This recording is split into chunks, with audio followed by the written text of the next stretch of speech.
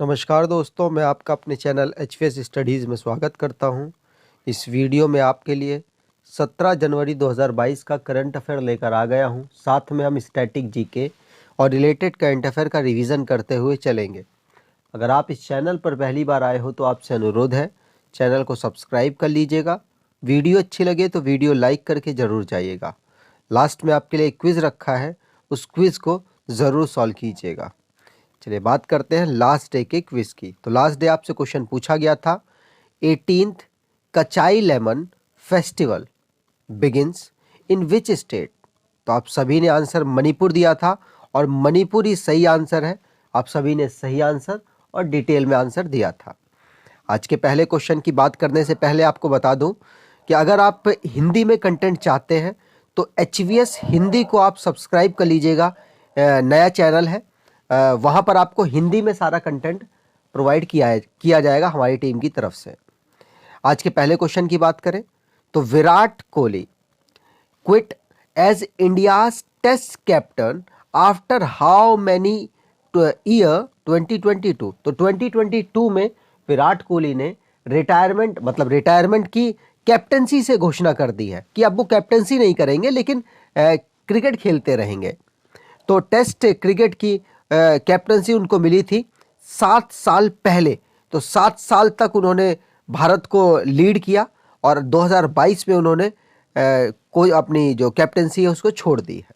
ठीक है, यहाँ पर बात करें तो विराट कोहली जो कि टेस्ट कैप्टन थे और दुनिया के सबसे बेहतर कैप्टन में से चौथे रैंक में आते थे, मतलब सबसे ज़्यादा जो परसेंटेज होता है जीत का उनमें 4th पोजीशन थी इनकी। और अब इन्होंने 7 साल बाद भारत की टेस्ट क्रिकेट टीम को कैप्टनसी छोड़ दी है। ठीक है, यहाँ भारत में जो क्रिकेट होता है उसको लीड करती है कौन सी ऑर्गेनाइजेशन, तो उसे कहते हैं BCCI, board of control for cricket in India. ये इसकी फुल फॉर्म है। इसको फाउंड किया गया था 1928 में। इसका हेडक्वार्टर मुंबई में है। प्रेसिडेंट है इसके सौरव गांगुली, वाइस प्रेसिडेंट है राजीव शुक्ला, सेक्रेटरी है जय शाह, मेंस कोच है राहुल द्रविड़ और वुमेन्स टीम के कोच है रमेश पवार। आगे बात करें, अगला क्वेश्चन है, who has launched the north east on wheel expenditure. North east के डेवलपमेंट के लिए किस यूनियन मिनिस्टर ने north east on wheel expenditure को लॉन्च किया है। तो आंसर हो जाएगा, मिनिस्टर ऑफ स्टेट संभाल रही हैं, इनका नाम है मीनाक्षी लेखी। मीनाक्षी लेखी ने north east on wheel expedition को लॉन्च किया है। तो यहां पर बात करें तो मिनिस्ट्री ऑफ स्टेट है कल्चर से रिलेटेड मीनाक्षी लेखी, इन्होंने north east on wheel expedition को लॉन्च किया है नई दिल्ली से, जिसमें नॉर्थ ईस्ट को प्रमोट करने के लिए यहाँ पर कार्य किया जाएगा। ठीक है, नॉर्थ ईस्ट में आपको बता दूं 7 स्टेट आते हैं जिनको 7 सिस्टर कहते हैं और एक स्टेट जो कि सिक्किम के नाम से जाना जाता है उसको ब्रदर ऑफ द, ये जो सिस्टर्स है उनका कहा जाता है। इसको जो सिक्किम है उसको 1975 में भारत में इंक्लूड किया गया था और जो ये 7 राज्य हैं ये नॉर्थ ईस्ट के 7 सिस्टर के नाम से जाने जाते हैं। सिक्किम ऑप्शन में दिया जाता है, तो आपको ध्यान रखना होता है कि सिक्किम 7 सिस्टर में नहीं आता। तो यहां पर अब रिवीजन कर लेते हैं जो भी इनॉग्रेशन से रिलेटेड क्वेश्चंस हुए हैं उसमें। तो पहला क्वेश्चन पढ़ लिया। दूसरा, राजनाथ सिंह जी ने Kalpana Chawla centre for research at Chandigarh university में उन्होंने खोला है। पीएम मोदी ने 26 दिसंबर को वीर बाल दिवस को ऑब्जर्व करेंगे, हर साल डिक्लेयर किया है। टीएस त्रिमूर्ति जो कि भारत के यूएन में परमानेंट मेंबर हैं, उनको यूएनएससी काउंटर टेररिज्म कमेटी का चेयरमैन बनाया गया है। पीएम ने पौंडुचेरी को चूज किया है कि वो होस्ट करेगा नेशनल यूथ फेस्टिवल को। आयुष मिनिस्टर हमारे कौन है? सर्बानंद सोनोवाल ने इंटरनेशनल योगा एकेडमी को हैदराबाद में लॉन्च किया है। यूनियन मिनिस्टर है अश्वनी वैष्णव, रेलवे मिनिस्टर भी हैं और साथ साथ इनके पास माइटी मिनिस्ट्री भी है, मतलब ministry of electronics and information technology, इनके पास मिनिस्ट्री होल्ड कर रहे हैं। इन्होंने इंडिया सेमीकंडक्टर मिशन को लॉन्च किया है।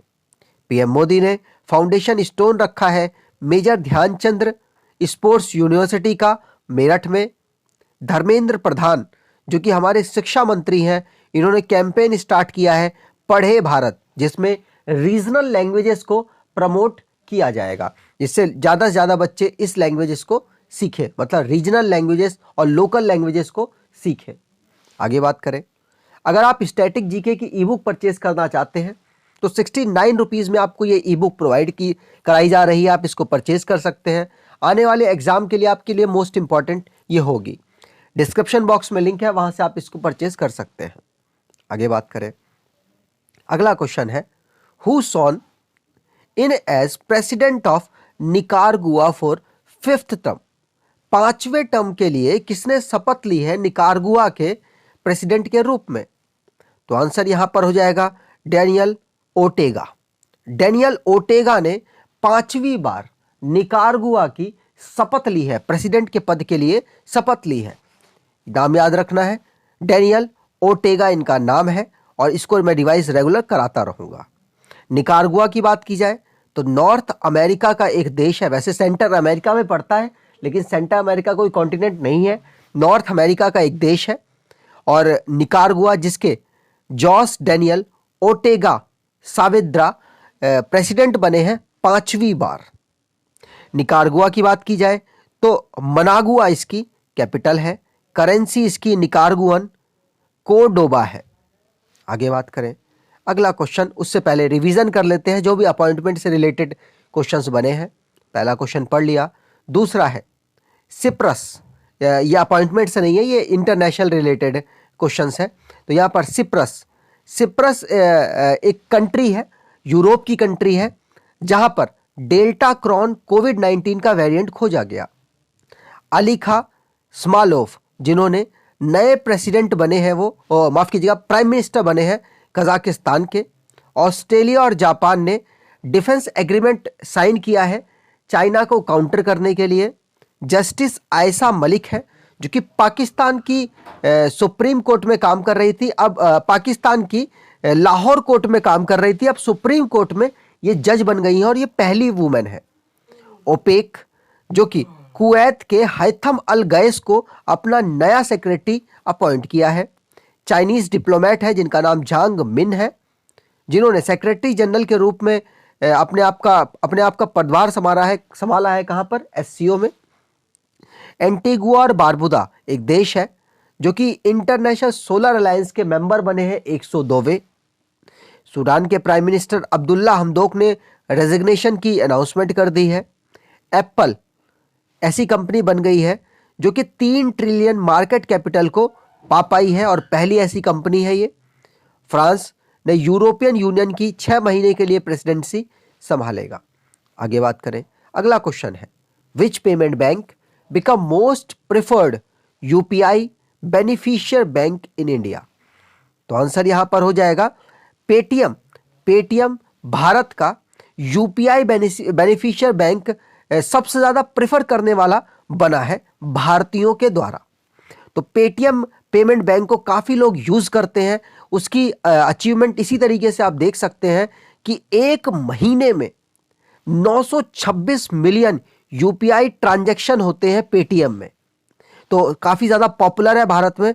इसीलिए पेटीएम को जो कि लार्जेस्ट और fastest growing UPI beneficiary bank in India बना है। वैसे आपको बता दूं, स्टेट बैंक ऑफ इंडिया को बिगेस्ट रिमिटेड भारत का माना गया है, मतलब भरोसेमंद माना गया है, भरोसेमंद बैंक माना गया है 2021 में। आगे बात करें तो यहां पर पेटीएम बैंक की बात हुई है, तो चेयरमैन है पेटीएम पेमेंट बैंक के विजय शेखर शर्मा, एमडी और सीईओ है सतीश कुमार गुप्ता और हेडक्वार्टर है नोएडा उत्तर प्रदेश में। अगला क्वेश्चन है, which countries will be invited in Republic day parade 2022? तो भारत की जो रिपब्लिक डे परेड होने वाली है उसमें किन कंट्रीज को इनवाइट किया गया है भारत की तरफ से? तो आंसर यहां पर हो जाएगा उज्बेकिस्तान, तुर्कमेनिस्तान, कजाकिस्तान, सभी कंट्री को यहाँ पर बुलाया गया है। इनके जो हेड होंगे देश के वो आएंगे, प्रेसिडेंट या फिर प्राइम मिनिस्टर। यहाँ पर बात करें, सिर्फ इतने ही देशों को नहीं बुलाया गया, इनके साथ साथ और भी देश हैं, जैसे कि Uzbekistan, Turkmenistan, Kazakhstan, Kyrgyz Republic और तजिकिस्तान। इन 5 देशों के लीडर्स को बुलाया गया है। प्लान किया गया है कि भारत की ये जो रिपब्लिक डे परेड होने वाली है 2022 में, 26 जनवरी को जो होती है, उसमें आकर ये लोग अपनी प्रेजेंस दिखाए और भारत इनके साथ संबंध अपने अच्छे कर पाए। आगे बात करें, अगला क्वेश्चन है Parakh which was seen in the news recently. तो पराक अभी न्यूज में था recently, is a portal associated with which field. तो ये पोर्टल है जो किससे रिलेटेड था? तो आंसर यहां पर हो जाएगा स्टूडेंट लर्निंग असेसमेंट से रिलेटेड ये था, और ये अभी रिसेंटली बहुत ज़्यादा न्यूज़ में रहा, इसलिए मैंने इसको ले लिया है। अब हमारे शिक्षा मंत्री कौन है? तो अभी हमने बात की धर्मेंद्र प्रधान जी की। वो हमारे शिक्षा मंत्री हैं, जिन्होंने पढ़े भारत नाम की एक कैंपेन को लॉन्च किया है, जिसमें रीजनल लैंग्वेजेस को प्रमोट किया जाएगा कि बच्चे उनको सीखें। ये जो लैंग्वेजेस है रीजनल, ये विलुप्त ना हो जाए। यहाँ पर बात करें तो स्टूडेंट लर्निंग असेसमेंट में क्या रखा गया है कि नेशनल एजुकेशन पॉलिसी निकाली गई है कि पराग के अंतर्गत परफॉर्मेंस असेसमेंट किया जाएगा, रिव्यू किया जाएगा, एनालाइज किया जाएगा नॉलेज का, और कितनी हिस्टोरिकल डेवलपमेंट हुआ है उनके अंदर, इसको चेक किया जाएगा। किसमें? पराग के अंदर। आपको बता दूं, ये स्टूडेंट्स के ही लिए नहीं है, ये फैकल्टीज के लिए भी है। फैकल्टीज को भी इस पूरी प्रोसेस से गुजारा जाएगा, और जो इम्प्रूवमेंट की ज़रूरत पड़ेगी कोशिश की जाएगी कि इम्प्रूव भी किया जाए। इस सिस्टम को इवॉल्व किसने मतलब लॉन्च किया है? तो आपको बता दूं, AICTE के द्वारा इसको लॉन्च किया गया है। All India council for technical education के द्वारा इसको लॉन्च किया गया है। यहाँ पर कुछ रिवीजन कर लेते हैं मिसलेनियस करंट अफेयर जो बने हैं उनसे। तो 20वें नंबर का ढाका इंटरनेशनल फिल्म फेस्टिवल को ढाका में ही ऑर्गेनाइज कराया गया, जो कि बांग्लादेश की कैपिटल है। शेख हसीना प्राइम मिनिस्टर है, आपको ये बात याद रखनी। अब्दुल्ला हामिद वहां के प्रेसिडेंट साहब हैं। टका वहां की रुपया है, करेंसी है। डेविड बेनेट जो कि फर्स्ट ह्यूमन रिसीवर बने हैं जिन्होंने पिग का हार्ट अपने अंदर ट्रांसप्लांट कराया है, US से बिलोंग करते हैं। इंडिया के ओल्डेस्ट स्लोथ बियर महिला बियर है, जिसका नाम गुलाबो था, वो पास कर गई है, मतलब उनकी डेथ हो गई है वन विहार नेशनल पार्क में। वन विहार नेशनल पार्क इंपॉर्टेंट हो गया है, भोपाल मध्य प्रदेश में ये लोकेटेड है। 9th एडिशन का नॉर्थ ईस्ट फेस्टिवल को मनाया गया, कहां पर? गुवाहाटी असम में। कोची ऐसी मेट्रो सिस्टम बन गया है जहां पर वाटर मेट्रो प्रोजेक्ट को स्टार्ट किया गया, और ये पहली सिटी ऐसी बनी है जहां पर वाटर मेट्रो प्रोजेक्ट स्टार्ट हुआ है। इंडियन रेलवे ने मिशन अमानत को लॉन्च किया है, जिसमें पैसेंजर के जो खोए हुए सामान हैं उनको ट्रैक किया जाएगा। केवड़िया रेलवे स्टेशन का नाम चेंज करके Ekta Nagar railway station recently रखा गया, और ये गुजरात में रेलवे स्टेशन है। अगले क्वेश्चन की बात करें, what is the objective of Clairvoyant the artificial intelligence based patented system launch recently. तो ये है क्या? क्लेयरवोयंट, तो आपको बता दूं, ये वाटर प्यूरिफिकेशन का एक आर्टिफिशियल बेस्ड सिस्टम है जिसको रिसेंटली लॉन्च किया गया क्लेयरवोयंट के नाम से। ठीक है, इसको लॉन्च किसने किया? तो हमारे यूनियन मिनिस्टर है टेक्नोलॉजी से रिलेटेड, जिनका नाम है जितेंद्र सिंह।